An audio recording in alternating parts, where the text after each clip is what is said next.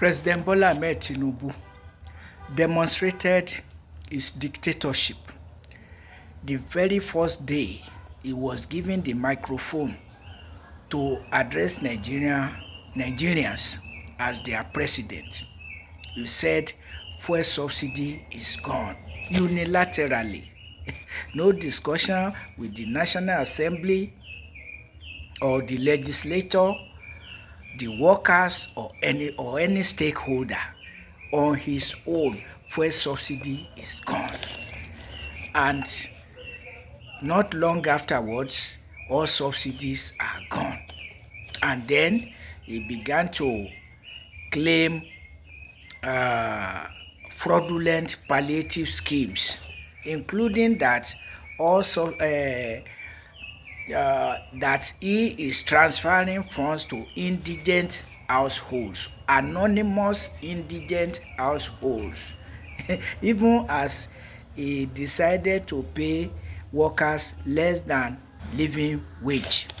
So that is President Bola Ahmed Tinubu.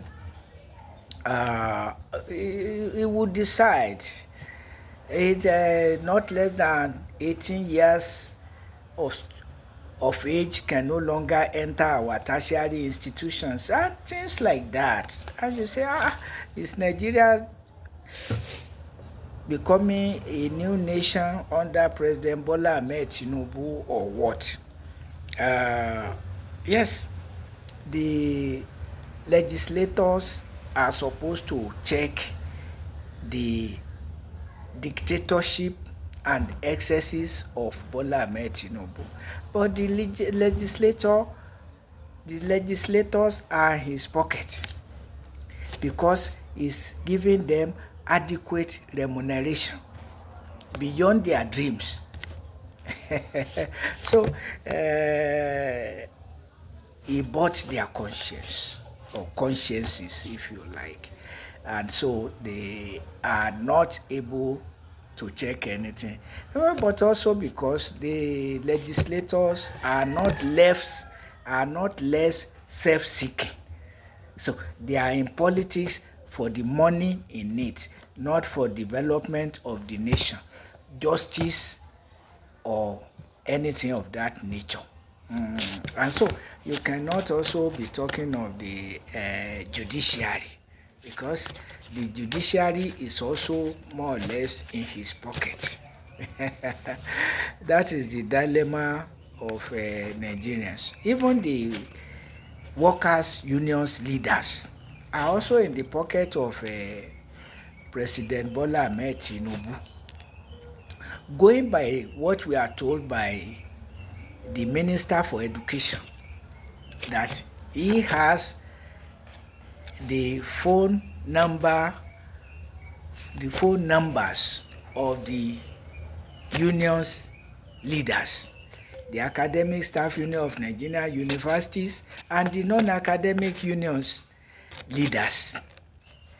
He has their phone numbers and they have his phone number. So they are communicating and colluding and conspiring has become obvious in the outcome of their interaction.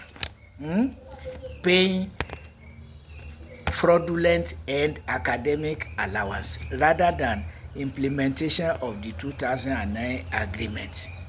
To the extent that the last time the federal universities workers got increment of salaries, properly so called, was in 2009.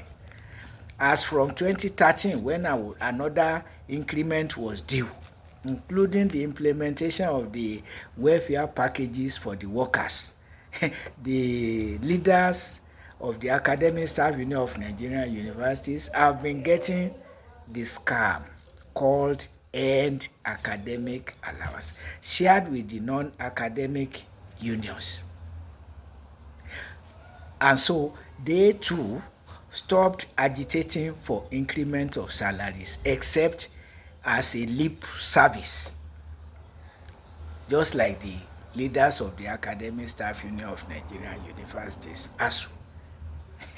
Because from the so-called end academic allowance, they become automatic multimillionaire together with their cronies while common workers suffer. So that is the situation we find ourselves.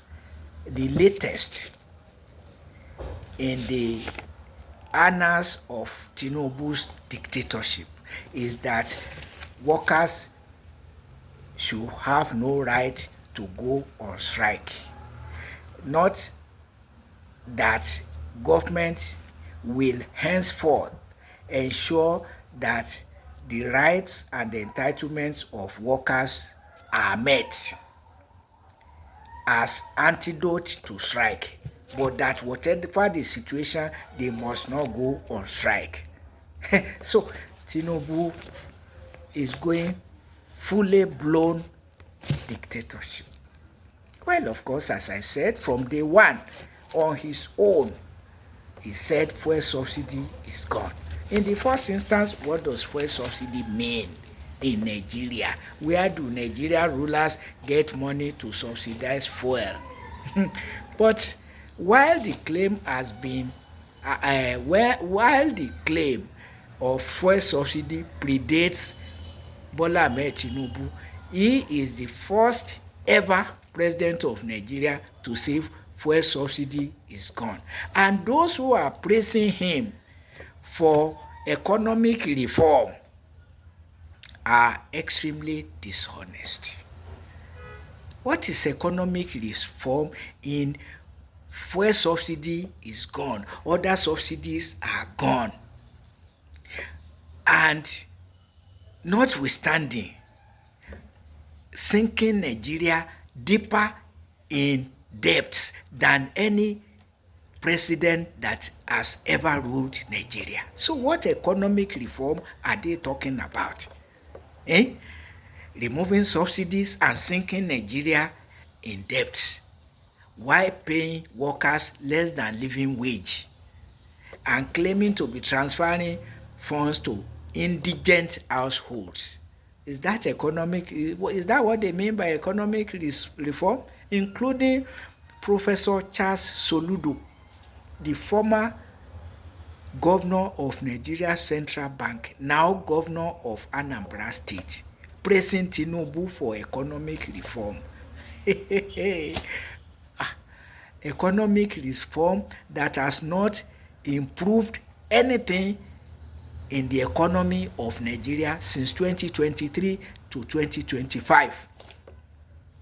Economic reform. But so those who should caution President Bola Ahmed Tinubu are in his pocket, dancing to his tune, because their stomachs are their gods. They are in politics not for Nigeria's development, for the development of their own pockets, their own stomach infrastructure. To put it in the language of the former governor of Ekiti State, Ayodele Fayose. So, Nigerians, we have a task on our hands. For the first time ever, a president removing subsidies from all basic necessities of life to prioritize funding of pilgrimage boards and subsidizing pilgrimages at the expense of common Nigerians. So that is where we are, and we must not rest on our oars.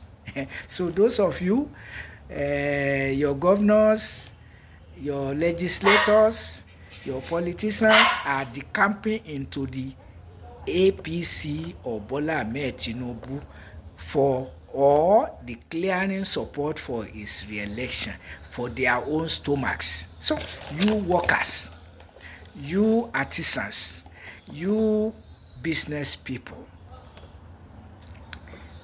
do you feel the effect of the economic reform in better life or miserable life? So your fate is in your hand. come 2027. So it means that the People's Democratic Party did not do as badly as Muhammadu Buhari and Bola Ahmed Tinubu when you voted the PDP out in 2015. Now it is the turn of the APC. We must not rest until we are lucky in a president that will move Nigeria forward.